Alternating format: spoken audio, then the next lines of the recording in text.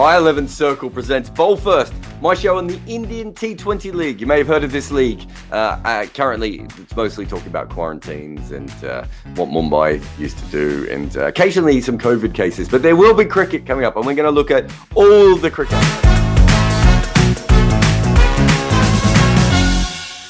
We're going to be looking at the first game, but to look at that first game, you really have to look at what happened last year. And that was when Mumbai were the best team in T20 cricket. Pretty much ever.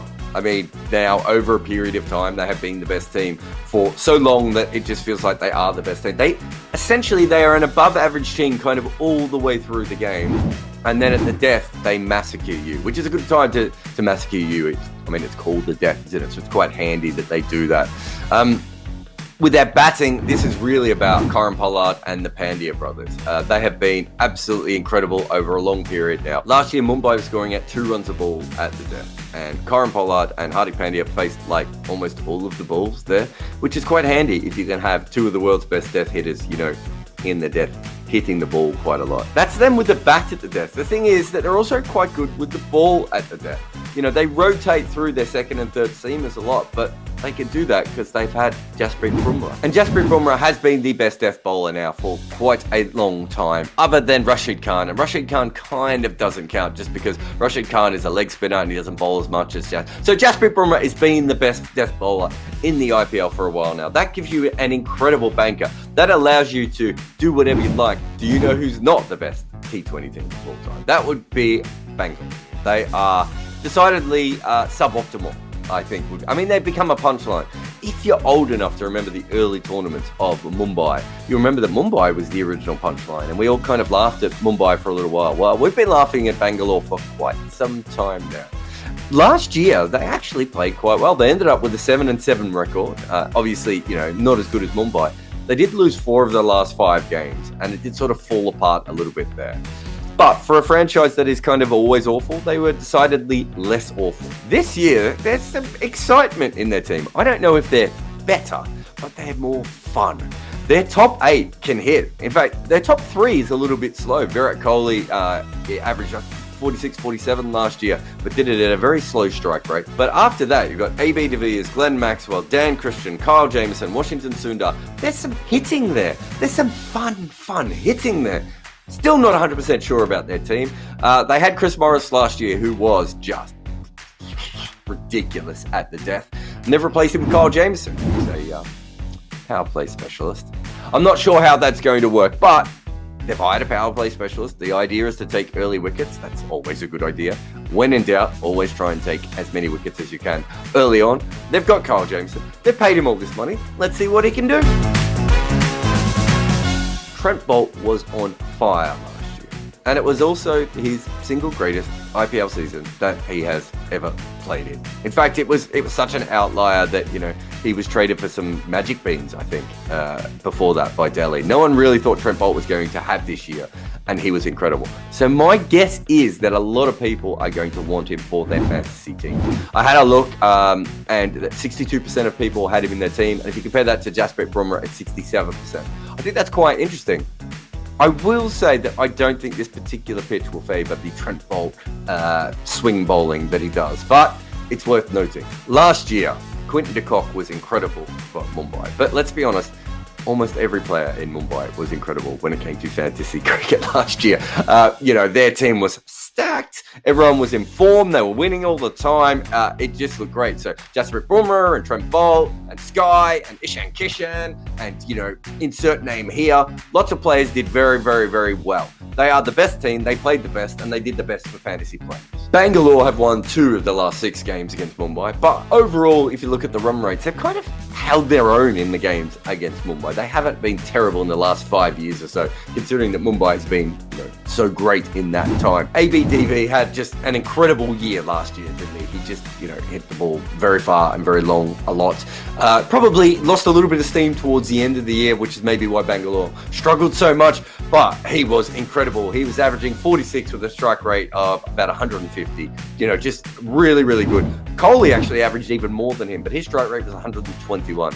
But this does look like a fundamentally better batting lineup, which may allow for Virat Kohli to express himself a little bit more. I mean, the last thing you want to do is have Virat Kohli striking at 121.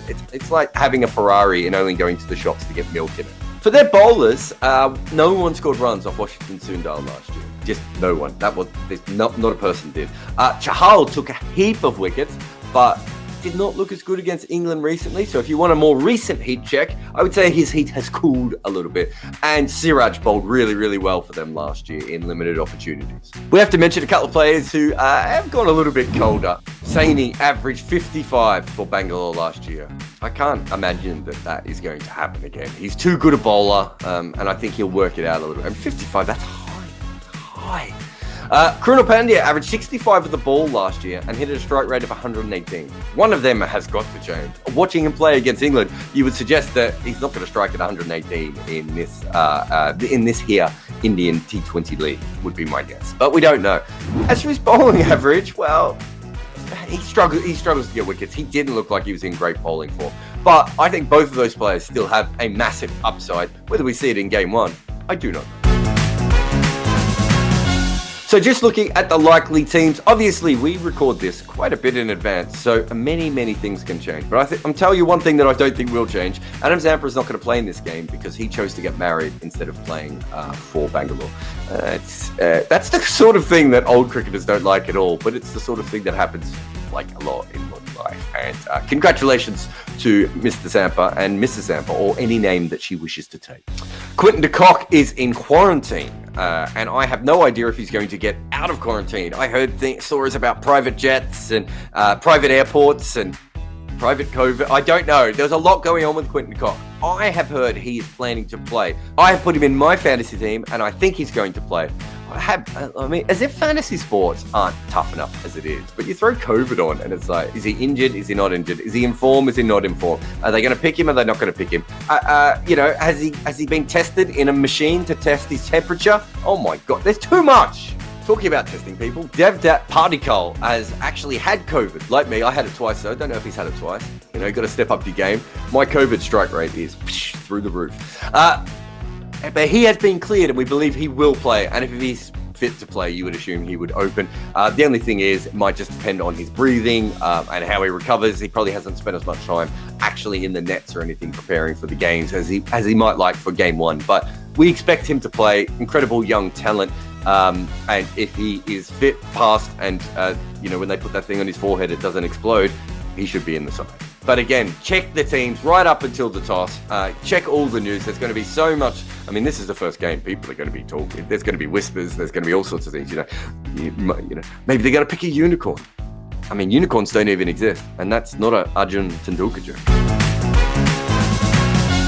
So here's a funny thing I found out.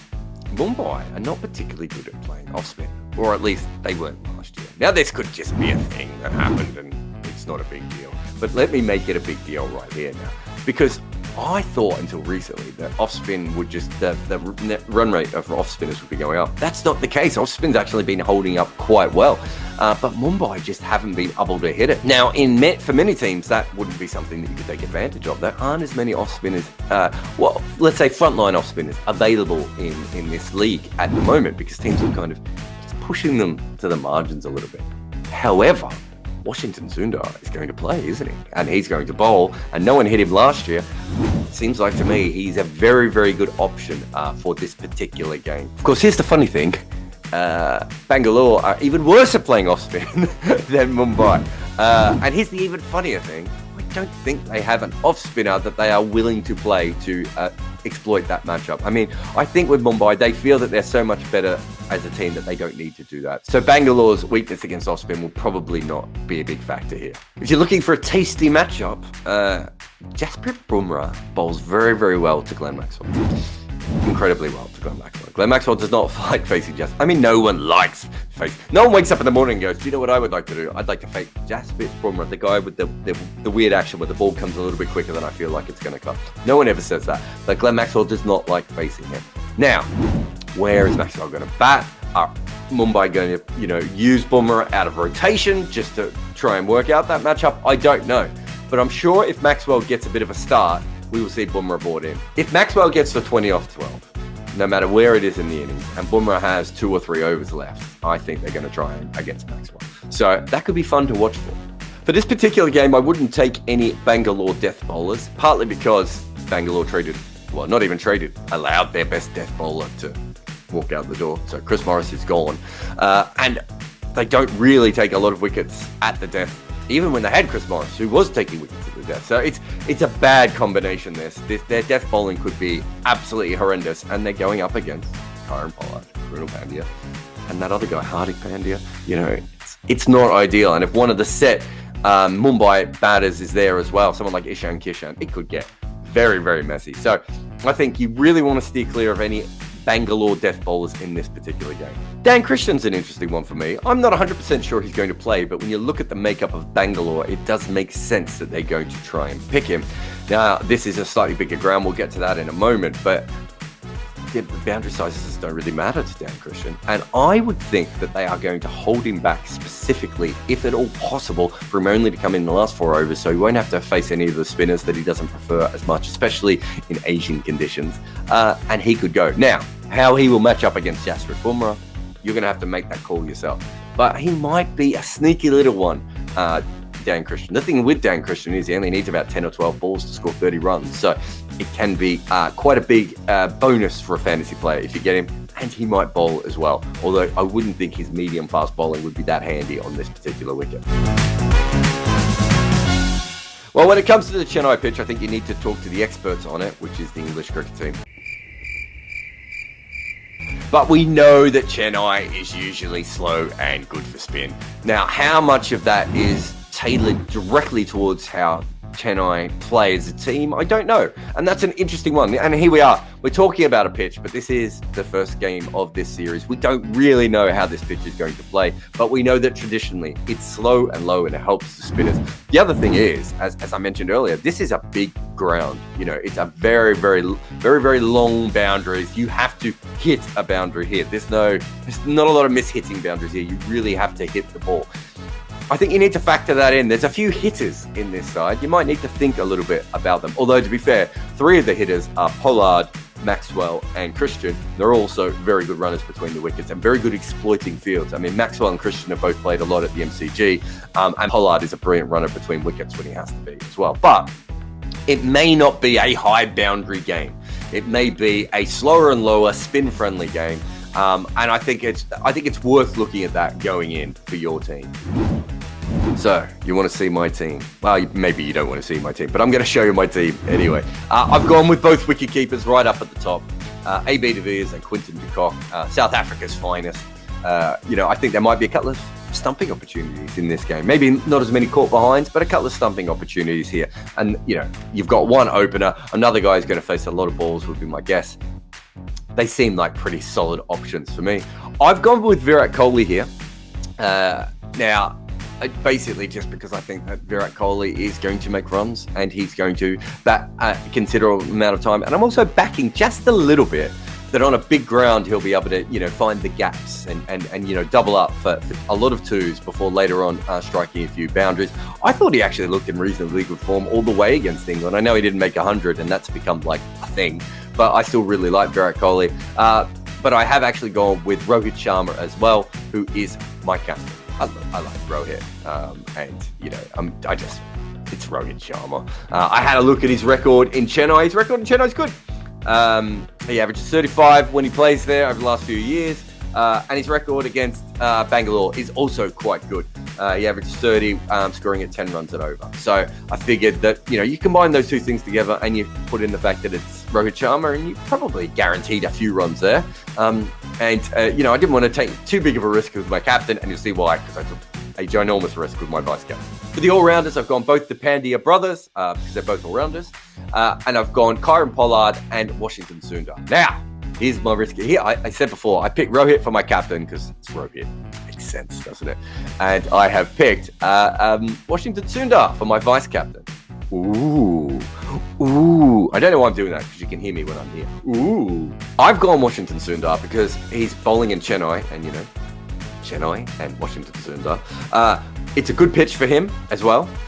He's got a good matchup against Mumbai, and having a look at them, it looks like they're an incredible team, Mumbai, when it comes to playing against pace. The they don't step on the throat of the spinners quite in the same way. I mean, they're the best team against pace in the world. They're the best at a lot of things in the world when it comes to T20 cricket, but they're certainly the best team against pace in the world. And I think that Washington Sundar might just be able to slip through his overs a little bit here. So it's a risk, I'm not going to lie to you, but I've only picked one seamer. I'm not counting the all-rounders, although I suppose Hardik Pandya is a seamer and Kieron Pollard can technically bowl seam. But I've only picked Jasprit Bumrah, and that's just because I had a look at his record in Chennai. He hasn't played there a lot, but he's been really good when he's played there, and I kind of trust that he's really good. And so let's go with the fact that he's really good everywhere, and he will be my banker the same way he has been Mumbai's banker. But I think you can see from my team here, I've gone quite a lot of spin, and I don't mean a Rohit Sharma and his off spin. Although it would be cool if Rohit Sharma actually bowled some off spin. But I pretty much picked all the sort of frontline spinners I think available there. So I've gone with 4 spinners. Now, I don't expect any cricket team to follow my lead. I expect the cricket teams to probably pick 3. But I do think that based on everything we know about Chennai, the big boundaries and the spinny wicket, I don't know why this means spinny wicket, but it does right now. I'm backing the spin. So that's why Washington Sundar is my vice captain. There's my team. Go over to My11Circle, beat my team, do your thing, win your money, have your fun, and I'll see you tomorrow.